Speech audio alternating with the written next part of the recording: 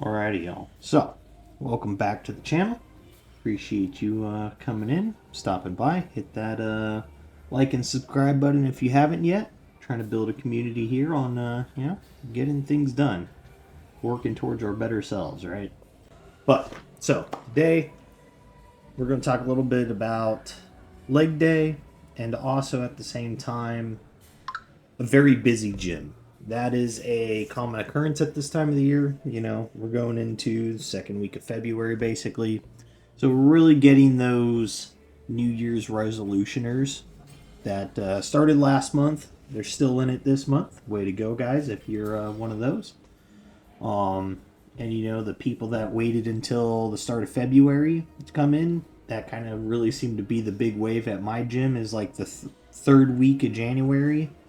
And coming into this week, the growth in the gym has exploded. So with that, obviously everything's a lot more busy. So working on our leg day. Luckily, my gym, we have 7 of these squat slash deadlift platforms. Then we also have 2 Smith machines that are on the other side of the gym. So it does work out pretty well when you're waiting for, say, squat and deadlifts. Wait times normally aren't too bad. Most of the time, like less than a minute, if any at all. Lately, the time I was going during this video, I was going like peak hour time. I was getting there at like 4:30ish, doing cardio till 5 and starting to lift at 5. It was slammed. So I've made a change at what time I'm going. But as you can see there, we worked up to 3:15. Now we're going to go ahead and go into 2 back down sets at 135 just for some volume, get some blood pumping. So on my compound lifts, as you guys know, I work up to a really heavy set. This video is actually like 2 weeks ago when I filmed this leg day. Since then, I've actually now have doubled 315. So it was like 1 single, 2 singles, 3 singles, and then a double. This week I'm going to shoot to triple 315. So we'll see how that goes there. But we're working on it. So then we go into leg presses after squats. Then normally, if the gym isn't too busy, I'd actually go into my leg extensions and then leg curls and then seated calf raises. And then I have barbell shrugs and cable crunches on my heavy leg day, which is what this day is. Now, we ran into the situation here to where once I finished my leg presses, you know, I kind of stroll back over there towards those deadlift platforms where all the leg machine stuff is. And there's 2-3 people kind of waiting for each machine. So I end up having to change up the organization. You know, I walk back over to this side. Here in this front left corner from where we're looking now, there's actually a seated calf raise machine over there in that corner. And I get my time in on that. So you're going to have to take your training routine sometimes and basically kind of plug and play what can you get in right now, not what is your ideal or favorite order to work out in. Because, you know, everyone's got that, right? Like, if it's your chest day, you want to start on the bench, and then, you know, you want to do your cable flies, and then it's like, okay, let's do an isolated pec movement, or maybe some dumbbell work, and then it's like, okay, let's go do freaking some triceps now, right? I mean, sometimes you might just have to be like, oh, you know what, all the benches are taken. Let's go see if we can go get on a flat bench, and we'll go hit dumbbell presses, or man, that machine press over there is freaking not being used. Let's go hop on that instead, you know? Like if you're just truly not set on benching that day and you're just there to get a chest workout. Now me, like there is specific workouts I just have to kind of do. Flat bench is one of those. I can't skip that on my heavy chest day. That is the whole reason I have that on the heavy chest days because I'm trying to have a very big bench press. So I will sit and just kind of wait around for the bench to open up before I start anything. Now the nice thing is like the treadmills are kind of set up out front of that area, so I'll hop on the treadmill. I'll be doing my cardio, and then if it's super busy, you know, like I'm trying to see if there's people on the benches, I mean, unfortunately, I could only see like the first two out of the whole line of them if people are actually on them just because of my vision issues. But those are the two I kind of like to use anyways. The pads feel a lot firmer on those than the other two or three flat benches. Then we have a decline and an incline. But yeah, so anyways, that's like one of those things is we're not always going to be able to follow our routine to the T, and you just got to adapt to it. You just got to get in here and get it done, Like we're all paying for the same thing. So, like I know I take longer on machines than other people.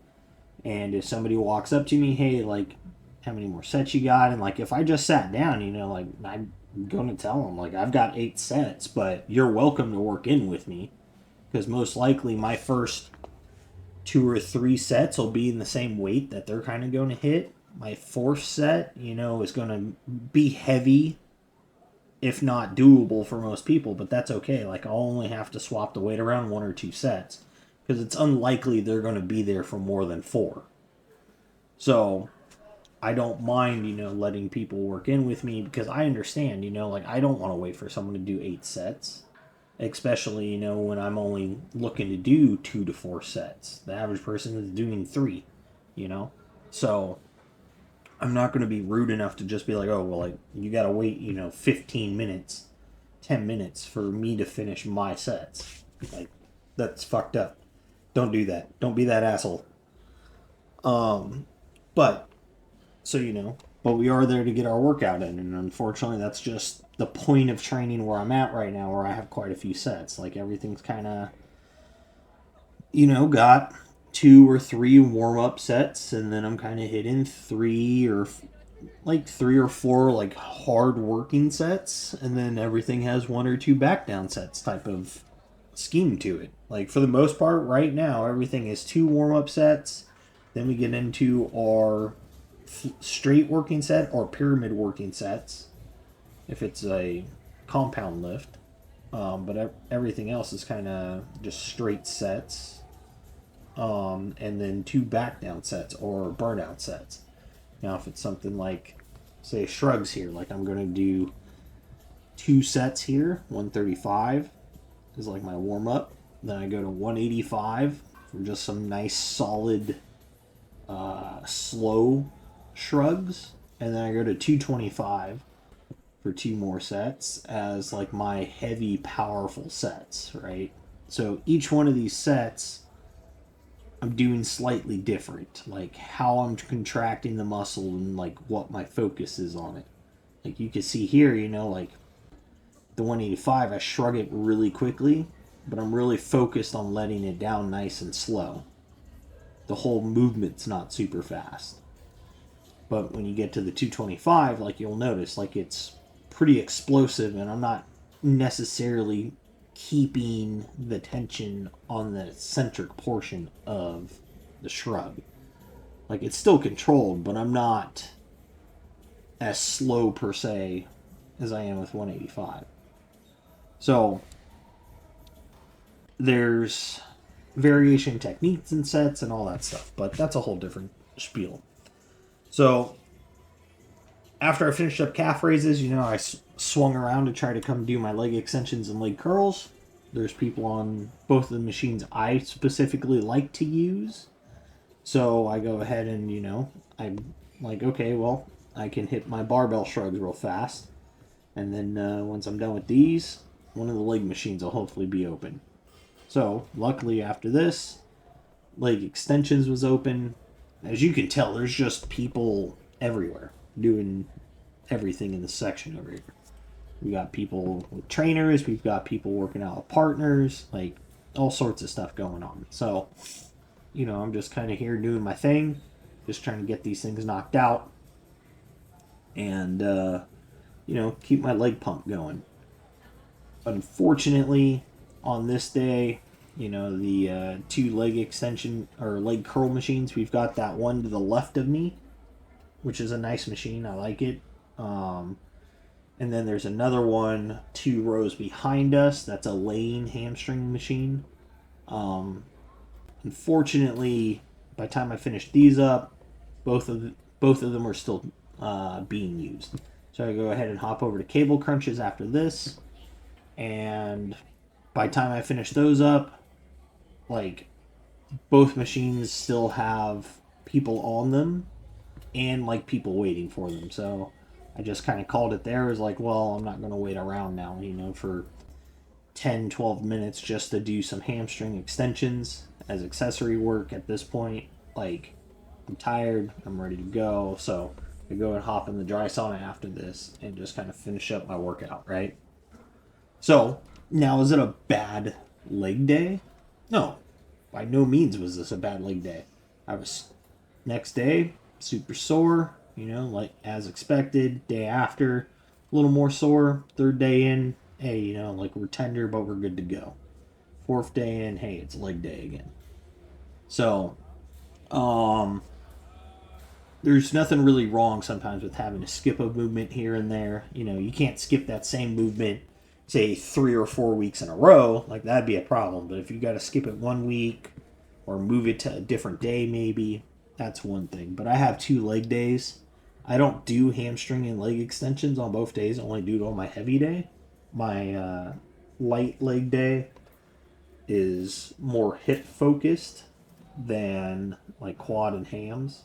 I still go do front squats and then I do standing calf raises. But other than that, the rest of my work on that day is like glutes and hip flexors, inner and outers, focused. So it is what it is. But with that, guys, make sure you're out there, get your stuff done. Most of all, just don't be a lazy fuck.